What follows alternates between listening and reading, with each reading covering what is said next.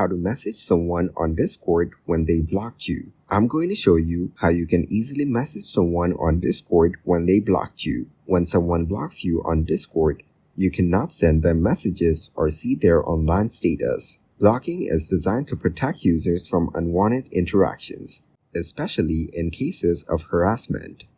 When you block someone, they cannot see your messages, just as you cannot see theirs.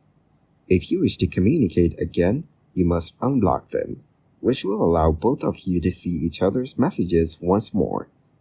If you're experiencing cyberbullying, blocking is crucial. It makes you invisible to the harasser, meaning they won't see any updates to your profile or be able to send you messages. Ideally, if you're being harassed, you should keep direct messages close to that person permanently to prevent further issues. Your safety and comfort should always come first on any platform.